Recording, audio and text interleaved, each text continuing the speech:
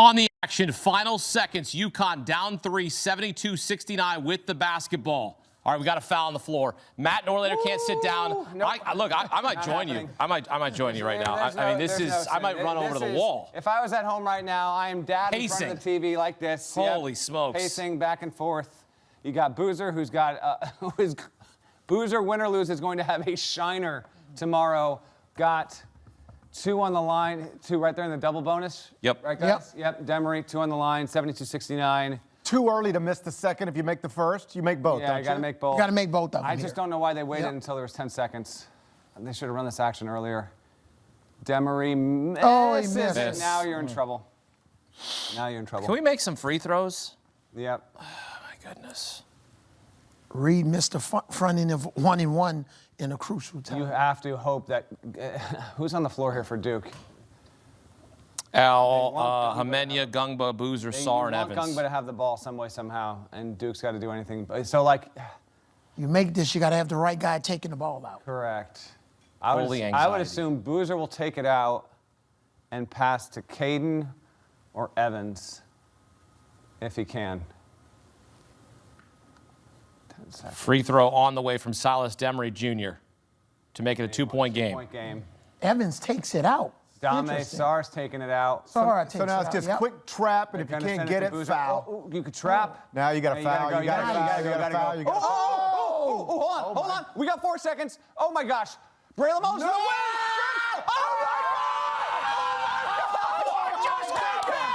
Oh my gosh. Oh! I'm going to pass out! Wow! Braylon Mullins, my the freshman nobody's talking about! Oh my gosh. Oh Wow. my gosh. Oh my What? gosh. Oh my gosh. That was my player to step out Braylon yesterday. Mullins, Mr. Indiana, is going to Indianapolis! What was Caden Boozer doing? Guys, this is one of the all-time moments in the history of the tournament. We are in the Elite Eight. A turnover forced. Braylon Mullins, that's got to be 30, 37, 38 feet. That is an instant, all-time classic shot. There's .3 left? Oh, my Game goodness! over. This is March! Absolutely. This is unreal. Turn down my mic, I'm shouting. March. I cannot believe I just saw that. Wow. March Madness for one team and March Gladness for the other. Oh my gosh. Wow. What? That is unreal. That is unreal. And if That is the glory and the heartbreak of March. That is unbelievable. Oh, my Braylon goodness. Mullins is for eternity with that shot. The turnover and the bucket. So this is going to, unless there's a miracle here, this Yes. is going to be back-to-back years. No Yep. miracle. No, Gary. Let me help you. No miracles here. Duke was up 14 points with less than 12 to play against Houston in the national semifinals last season. Blew that. Yep. Up 19 points in this one. Yep. Looks like going to be eliminated. Wow. Honey, I can't talk right now. Yeah, they were up 9 with 3 to play phone last is year. blowing They were up. up 9 with 3 to play. This is unbelievable. I mean, get out of here. That's such a smart From the logo. play by Caravan. He did not have, Caravan's the most reliable shooter. He's got Boozer right in front of him. Mullins has the space, he has the range, and it cashes. Wow. Theater. That was theater right there in Washington, D.C. Wow. And Evans closed out on Mullins like he can't shoot. Here we go. .3 to go. They need a miracle. .3. Can't get it. UConn's going to the Final Four. Wow. 3rd time in 4 years. The Huskies just absolutely ripped out Duke's heart. The #1 overall seed. The biggest collapse by a 1 seed in the history of the tournament. 15-point lead at halftime. Had never happened. I can see that. Yep. Mullins was 4 of 23 from 3 in the tournament prior to that make. 4 of 23. Now 5 of 24. Wow. UConn on to the Final Four because of a miracle. A trap by Duke. And look at this. They turn it over. Alex Caravan to Braylon Mullins for the lead. Got it. All-time shot. Oh, my goodness, Matt Norlander. I can't believe what that. This is the greatest sporting event on the planet. You got to be kidding me. And what's even, there's just so much to take from the second half. UConn was spoiling its chances and its opportunities. It had so many opportunities to get even closer and closer and closer. And it was just enough, just in time. I am amazed right now. Look, our studio is in Connecticut, and there's a lot of UConn fans here, and what just happened was absolute magic. March magic, 73-72. The Boozer brothers combined for 42 of Duke's 72 points. But Braylon Mullins with magic. CBS Sports HQ is presented by Belfour Property Restoration. What we just witnessed right there was an all-timer. Of all the shots we think about in the history of March Madness, the NCAA tournament, that right there will live. You want to talk about Duke having a shot. Christian Laettner in 1992. Braylon Mullins here in 2026 against Duke. Just incredible. I mean, you don't expect a #1 seed to ever squander a lead like this. And even as it was starting to slip away and get close, you still get to a point where Duke has got a comfortable lead. UConn's going to have to make free throws and foul or try to create some sort of turnover. The odds are still heavily stacked against the Huskies in the final 10 seconds. And then we saw the turnover happen. And then it almost felt like you were watching it in slow motion when the ball got kicked to Mullins and it was clear he had a clean look. I mean, I know that's deep, longer than further away from the rim than most people take shots, but that's a very normal shot in rhythm with a clean look. Basketball players these days, in part because of Steph Curry, like they take shots like that every day in the gym, every day. So he was comfortable launching, and that's a historic moment, one of the greatest in the history of the NCAA tournament, like Norlander said. So Braylon Mullins is going to get all the credit. Yep. Right. But give some credit to Alex Caravan. Hold on. That's good, too, Caravan. Let me tell you the real deal, guys. Tell it. Terrence Reed, he was unbelievable today. And he had a couple assists that led to some three-point shots. Silas Demiri, who's been struggling, made a couple threes, 2 threes, just to keep him hanging around. One of those assists was from Reed. Reed steals the ball, goes coast to coast. And then at the end of the day, the defense by UConn. This was some shutdown defense, especially Boozer makes the one at the end. Yep. But, boy, they played extremely well defensively. And the Caravan 3, wow. What can you say? I'm floored right now, in a good way, okay? I mean, this is what transpired in Washington, D.C. on Sunday night is why this sport and this tournament is just, it's immortal. It's eternal, it's forever. Yeah. This is quite, as we are reacting in real time here, I mean, this feels like to me, with an Elite Eight to go to a Final Four situation, you've got the National Player of the Year, you've got the pretty much, and almost inarguably, the 2 most successful and prominent programs in men's college basketball over the past 3 decades. You've got Dan Hurley and John Scheyer, right? You've got Cameron Boozer trying to do what couldn't be done with Cooper Flagg a year ago, win a national title. And Duke's got the lead, and Dan Hurley's trying to get to a 3rd Final Four in 4 years, right? And they squander it. You have a defense. It's the way that it played out too. It's the shock of the turnover. It's the frenzy that plays out, and suddenly, just like that, in a matter of literally seconds, you have a game that flips on its head, and it becomes instantly an iconic moment that shows you the everlasting power, shock and awe, and majesty of the NCAA tournament. I mean, there's just no other sport that can provide you 3 consecutive weeks of this kind of unpredictable and yet ever reliable suspense. And on 2 ends of it, you've got the trauma on Duke's end of it. I mean, it's wild to think that John Scheyer, with the talent that he has brought to Durham the past few years, is not going to win an NCAA tournament. And then you've got the unreal shock and joy, everlasting joy for UConn to get to another Final Four. Guys, I'm kind of riffing in here in real time. Dan Hurley is still not lost in the NCAA tournament after the Sweet 16. Correct. He's 10-0. Alex Caravan, I think, is now 17-1 in his career. 3rd most wins as a starter in tournament history. Get out of here with that. This is an all-timer, and it comes 20 years. You know who the two guys he follows? Leitner and Bobby Hurley. 20 years ago in this building, UConn was in Duke's position, the #1 seed, the team expected to go to the Final Four, win a national title. It needed a 3 at the horn. Denham Brown went just long. UConn loses to George Mason, one of the all-time moments in the NCAA tournament history and in that building. And in this very building, guys, 2 decades later, not exactly to the day, it was 20 years ago, just a couple days ago, UConn gets that three-pointer to fall in that building that it was waiting for 20 years ago, and it's going on to Indianapolis. Phenomenal all-time moment. March Magic, and the kid who hit the magical winner in 2025, he was Mr. Indiana, Mr. Basketball in the state of Indiana.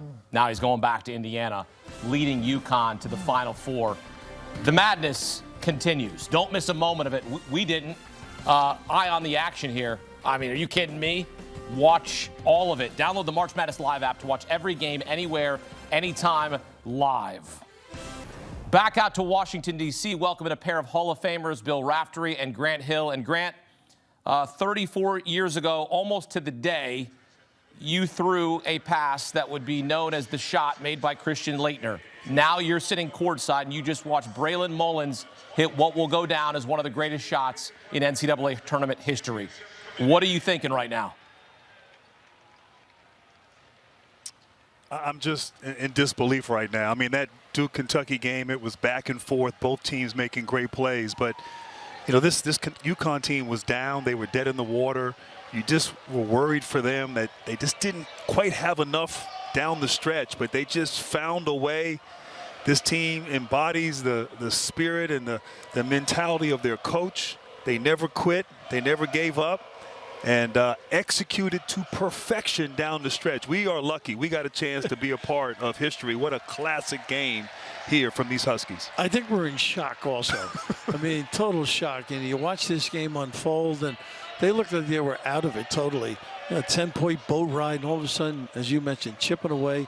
A couple of unforced errors certainly hurt, but just magnificent, not giving up at the end. And obviously, Duke's going to look at this and be, you know, so disillusioned because this one really was let go, or they let it get away. Grant, what can you say about Braylon Mullins and the confidence there? Also, credit to Alex Karaban to give up a better look, but Braylon Mullins had been 4 for 23 from 3 in the tournament prior to that make. Talk about and what that's like as a shooter to have that confidence in that moment. Well, I mean, I think in that moment, obviously, it was, first of all, great that Mullins tried to get it to Karaban, and Karaban threw it right back to him, gave him some momentum into that shot. But, you know, Mullins has had a great season, has struggled a little bit as of late. I thought he hit a couple of nice little pull-ups in front of their bench in the mid-range, and, you know, maybe that would get him going. You have to give credit Duke's length and defense. There were really not a lot of open looks for him throughout the game. But as Dan Hurley said afterwards, to have the courage and the guts there to take that shot, we knew he had deep range, and he showed that deep range when his team needed it most, and especially when he had been struggling. It's one thing when everything's going and you're scoring and you're playing well, but he had not shot the ball well, but made the biggest shot of his life, and maybe one of the biggest shots in the history of UConn basketball. And don't forget Demery getting a piece of that ball. Oh, yeah. And the other thing with Karaban, he was in an awkward position to catch and shoot. He was sort of facing us in a sense, and had the mental capacity to find the kid. And good players, of which you were one of the greats, you don't think bad. You think positive, that, listen, I can make this shot. I've done it my whole life. And just a wonderful setup. And the disappointment for Duke is going to lay heavy on their shoulders. This is one, in a sense, they let go away when they watch the tape. But then on the other hand, the moxie of UConn to continue to work pitfalls to overcome and yet steal this one at the end. It's just one of the extraordinary games I think we both have involved in. Grant, when Duke fans and being someone who is a legend in that program, and people ask you, how the heck did Duke lose this game up by 19? What are you going to tell them? Well, you know, it's unfortunate, as Bill said, and, you know, Ian mentioned during the broadcast that the 2 losses that Duke had coming into tonight were both games against Texas Tech and against North Carolina where they gave up double-digit leads in the second half. So we had seen this before. Duke had struggled in the first half of this NCAA tournament, but really had turned the screws and played great ball in the second half. I think, how you explain it is, Duke let this slip through his hands. They unforced turnovers. They didn't play strong. Even that last play, you didn't need to get rid of it. Just hold the ball, get fouled, go to the free throw line. They didn't perform down the stretch like a Duke team normally does. And that was tough. And then you have to tip your hat to UConn. I mean, they came out a different team from the first possession of the second half. They got stops defensively. They made it a Big East game. They got physical. They got tough. They wore Duke down, and they just kept chipping away, kept believing, kept fighting until the very end, and it paid off. It was an early game, really. It was. Typical. Down and dirty. The Hall of Famers, Bill Raftery, Grant Hill, joining us post-game here. Braylon Mullins hits an all-timer. We'll see you in Indianapolis, men. Thank you. Thank you. Thank you. Great to talk with Grant and Bill Raftery on an epic call in what will go down as one of the greatest shots in NCAA tournament history. You take a look at the game winner in final seconds of the Elite Eight. You see Christian Laettner right there in 1992. He did it to Kentucky. Now the shoe's on the other foot. UConn does it to Duke. Braylon Mullins sending the Huskies on to the Final Four. What a moment, what a reaction, what a game, what a letdown for Duke. That final possession for Duke, before we get into the heroics of Braylon Mullins, that is a major, major breakdown, throwing the ball around, a second half collapse, Gary. That's something, as Duke fans, they're going to be like, what the heck just happened? Well, that's now in back-to-back years where they have really just squandered what looked like an overwhelming lead that would not be taken away from them. In the national semifinals last season, they're up 14 with less than 12 to play against Houston, lose that game. And in this one, they were up 17 with less than 17 to play and lose the game. And on that final offensive possession for them, Caden Boozer, this is pretty simple. You've got a 2-point lead with less than 10 to play. You just hold on to the ball right there, let them foul you. You got a chance to walk to the free throw line and put the game away, go up by 4. Instead, he tries to make an extra pass, which we now know was an errant pass, and the rest, as they say, will go down in NCAA tournament history. But Caden Boozer is going to have to live with that, and that's going to be a tough one because he's going to see this highlight for the rest of his life, and he's on the wrong side of it. Avery, when you look at this, they were down 19, and they believe and they play for Dan Hurley. You get your kids to play the way they did in this game. What can you say about the way the Huskies rallied and then hitting an all-time shot? Braylon Mullins, who was awful, to say the least, from beyond the arc in this tournament until that moment. Remember yesterday, he was my spotlight player for today. I said he was going to have to play well for UConn to win. I was literally writing his obituary on how I was going to talk about him not showing up. Well, he's alive. He is alive. But I was literally going to talk about how he struggled today, and now he's the hero. That's why the game is not over until the final second. So I want to congratulate Mr. Mullins now that he's alive. Second thing, in those situations, every coaching staff calls it different. But when you're going to press a team, I used to call it super hot. That means I'm going to trap. I want all 5 of my players basically to end up in the backcourt. That's what happened. They sold out with everybody. Look, see here, all 5 players were in the back. That's the only chance you have. And you're hoping and praying something like that turnover from Caden Boozer would happen. But what an incredible assist from Alex Caravan. To have the know-it-all and the wisdom to pass the ball to his teammate in that situation. I tell you what, there's just so much to dive into. I'm going to plug right now, GP and I are going to have a loaded Eye on College Basketball reaction shows Sunday night. So we're going to give you plenty here on HQ, but if you want even more, we will have you covered wall to wall, everything you possibly want reaction-wise on the podcast.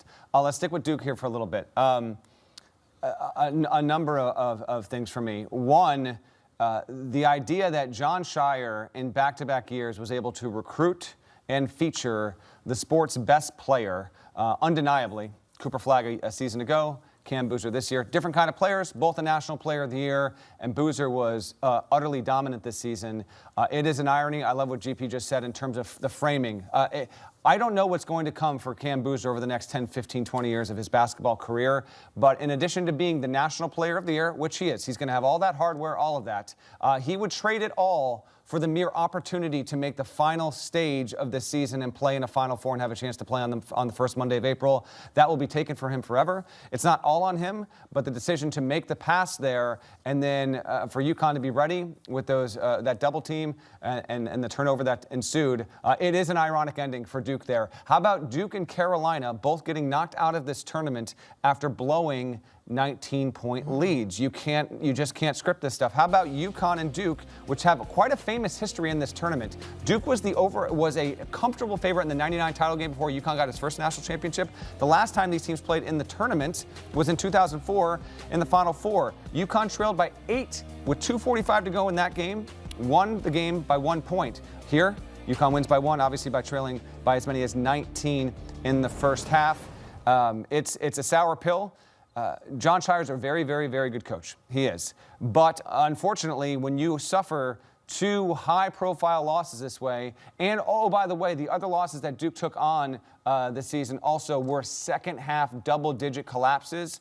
I'm not saying it's right. I'm not saying it's fair, but it is fact. Duke has now had a habit of blowing really, really, really great opportunities against really, really, really good teams, and they are on the wrong side of some March infamy here. So I know we got a ton to dive into with UConn as well, but this tournament guarantees nothing to anyone, ever. Whether it's a 16 over a 1, whether it's the #1 overall seed that looks in command, and then it had Duke trail twice in this game when it was down 2-0 at the start of the game, and when Braylon Mullins hit the deciding shot here to clinch it for Connecticut. Basketball's a wild, wild game, man. And this tournament just never ceases to disappoint. We always talk about moments, and sometimes games come down to singular moments. And when you have the Boozer brothers, the twins, you have Cam Boozer, you have Caden Boozer, and I wonder silently, and I'm going to talk it out loud because I'm going to say it out loud right now, if Cam looks at Kay and goes, "You just cost me a shot at the Final Four." And I know that's the real moment of humanity, right? When you're a human being and you go, "You just cost me something," right? Somebody maybe at the grocery store, "Hey, you just cost me 5 minutes. You cost me," whatever it might be, whatever issue you get into. A moment like that at the high level basketball that's played at this level, to throw the ball away like that, that's what were you thinking? What were you feeling? The pressure, the anxiety? Just hold the ball. Hold the ball like you're going to give me a hug.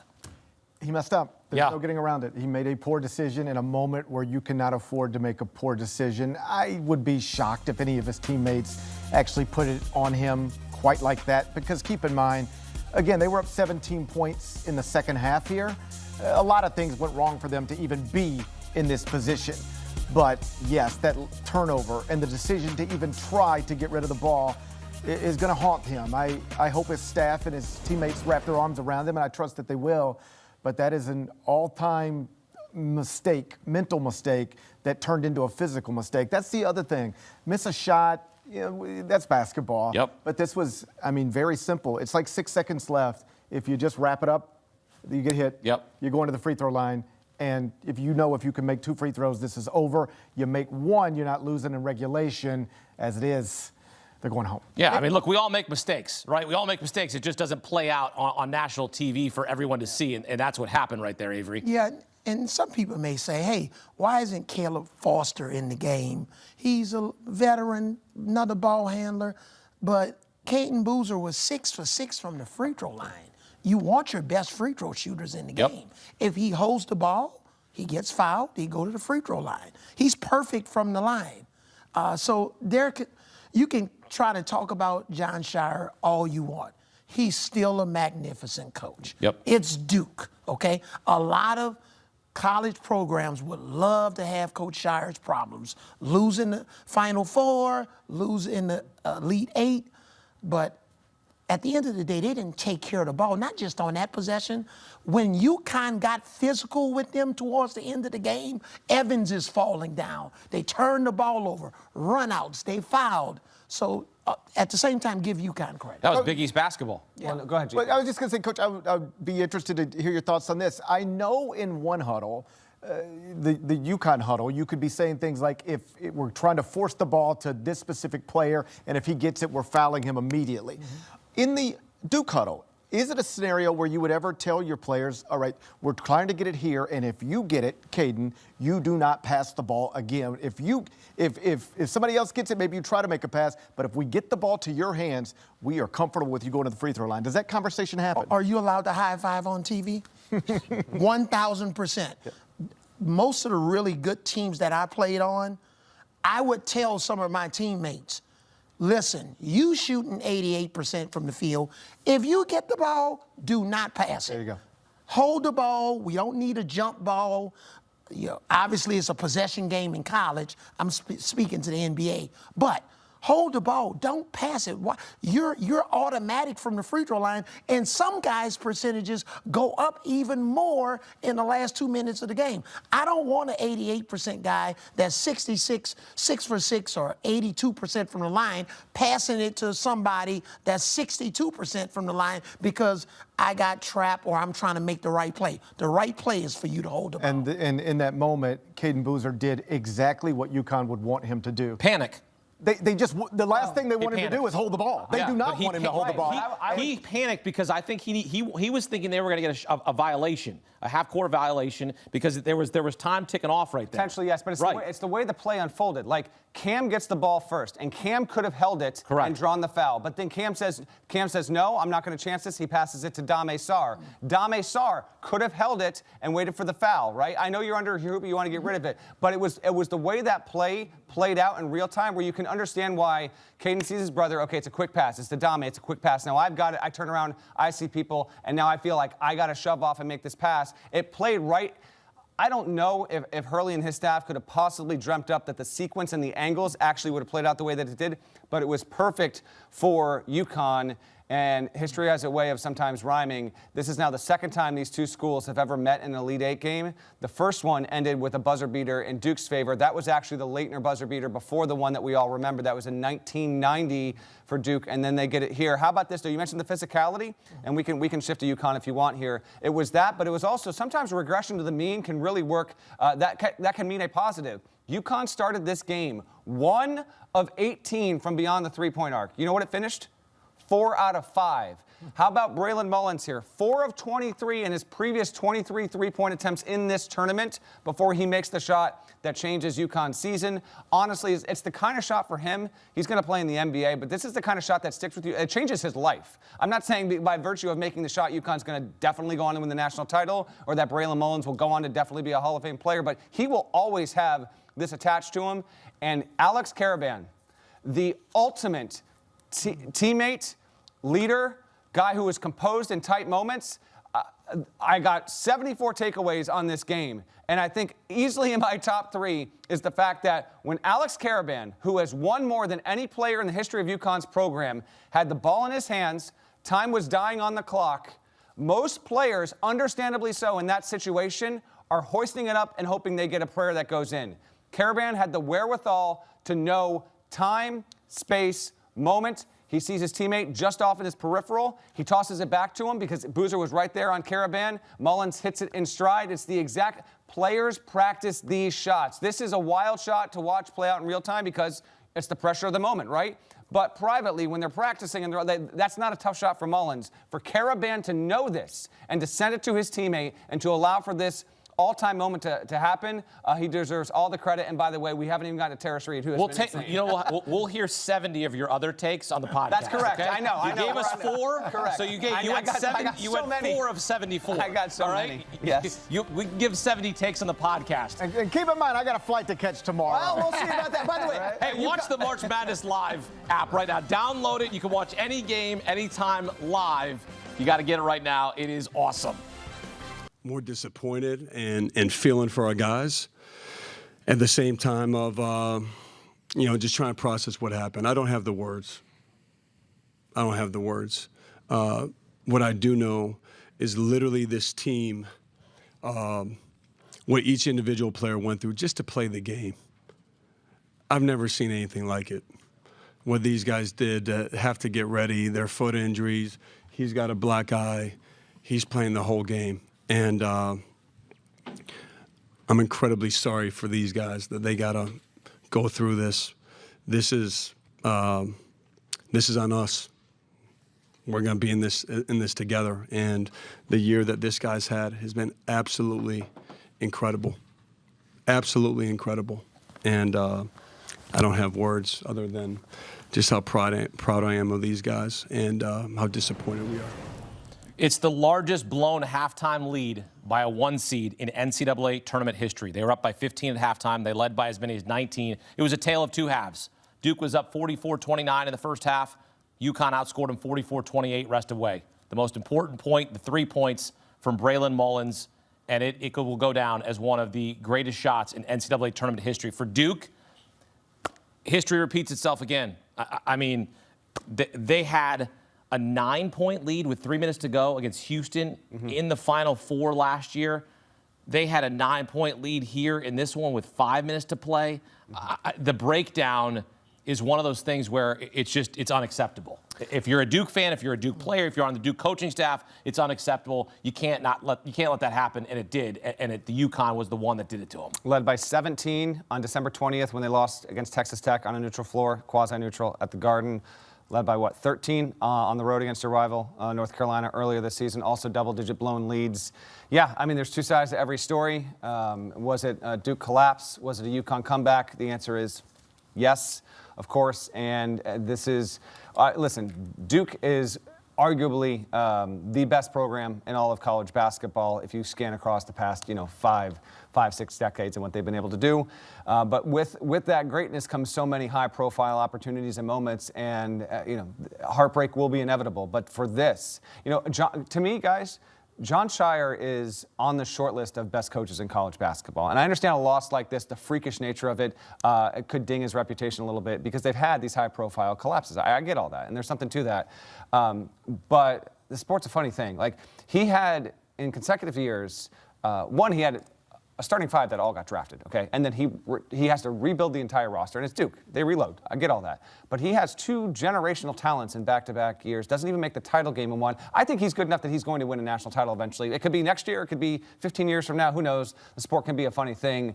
But it is wild to me to think that he had Flagg and Boozer and didn't even make a title game. But at the same time... That's going to be the knock, though. That's what it is, though. I know, but I need to stress at the same time, this is the tournament. You have to win 6 in a row, and I know it gets a little bit trite, and I know, but it is true.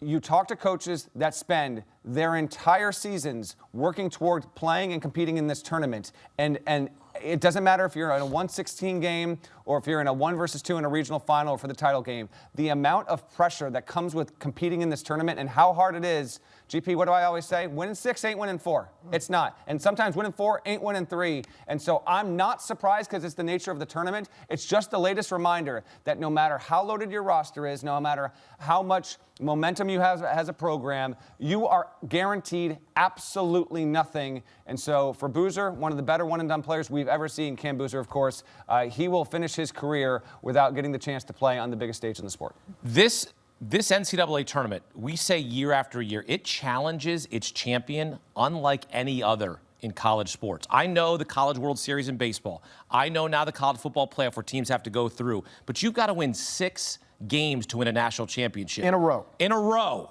And so when you sit here and you think about, okay, well, it's unlucky, but that's the beauty of the tournament. That's where you go, this guy's deserving of a championship. This team is deserving of a Final Four. But the beauty of the tournament, the dramatic fashion and the way that it plays out, that's the hard, cold reality. Another way to put what Norlander is trying to say is to think of it like this. If you've got the clear-cut best team in the NFL, it is much easier to win the Super Bowl than it is to win the NCAA tournament if you've got the clear-cut best team in college basketball. Facts. For a variety of reasons. Same thing applies to the NBA, if only because it's a best of 7, and you could lose this one exactly like this, and you come back and you got 3 more losses to take before you're eliminated. This is hard.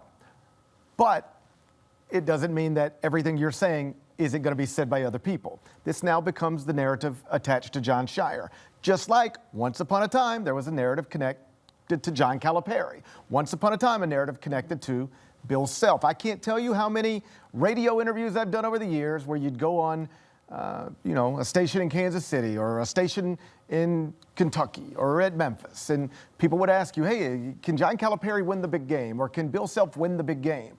Because when you have teams consistently that look like they're good enough to do it, but then you don't, these are the types of things that people start to say and ask. And then usually, if you keep getting in the batter's box with a bat that can do it, eventually you're going to break through. The Billy Donovan story is another great one. He went to a title game earlier in his career, but before he won back-to-back championships, Florida was eliminated from the NCAA tournament in the first weekend 5 straight years. And I remember Billy talking about this after he won his championship.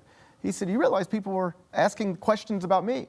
Can I still get back to a Final Four? Can I even get to a second weekend? And the point Billy made, and I'm paraphrasing here, but it's always stuck with me. He said, if you keep building teams that are good enough to do it, eventually the shot that went down for Braylon Mullins today, that shot will miss and you'll move on. You keep putting yourself in a position with teams that are good enough to win the whole thing, and eventually the breaks will go your way and you'll get there. That is the Billy Donovan story. It's the John Calipari story. It's the Bill Self story. I think it's going to be the John Scheyer story too, but until it is, this is what he'll have to deal with, and I think he knows it. You can hear it in his voice. Well, let's spend some time here talking about Dan Hurley, right? Because this is a guy who's grinded as well. I mean, 2 national championships at UConn, and the way he gets his players to play for him. Look, Braylon Mullins had plenty of options to go other schools. His dad said, hey, go play for Dan Hurley. He's going to turn you into a champion. Avery, when you go and you look at these 2 different coaches, and they both are great coaches in their regard, but the way Dan Hurley coaches, it's on another level. That's where I was going with Coach Dan Hurley. I coached against him when he was at Rhode Island, okay? He's matured so much. There are not many coaches. Think about his interview doing early in the game. He really wasn't that upset. He was just looking at the referees like he normally does, but he was just cool. And look at how he subtly, even in timeouts, because sometimes when the fans are watching commercials, we're still on the game, so we can see other things that the fans can't see. And I watched him in timeouts. I watched him with his assistants. He was cool, calm, and collected. And I don't know if the Dan Hurley that was coaching at Rhode Island early in his career could have led his team back, but he's won 2 championships. He's got Alex Caravan. Yep. He's coached some phenomenal players. And I think the way he coached his team and bred confidence into those guys, that's why they finished so strong. And that's why Mullins had the confidence to take that shot and fortunately make it. And oh, by the way, at the end of shoot-arounds on game day, normally you know what teams do? They all shoot half-court shots. Okay, so it's not like he's never shot that shot before. Or in their little private workouts at night when the coaches are not around. So he's made that shot before. That's not his first. And I would bet that if you took him in a gym and put him at 35 feet by himself, he'd hit that 3, 4 out of 10 times all day long. Like the clean look from 35 feet, because of the Steph Curry evolution, every kid has grown up taking those shots from all over the floor. That's a very comfortable shot for a player, a shooter of his caliber, particularly with a clean look. I'd love to hear the phone call when Dan Hurley, or when he goes up to Bobby and says, hey Bobby, what'd you think of that game there? What we did to your Duke Blue Devils? Oh. Duke with the largest blown halftime lead by a 1 seed in NCAA tournament history, 15 points. 1 seeds were 134-0 when leading by 15 points at halftime in NCAA tournament games. Now 134-1.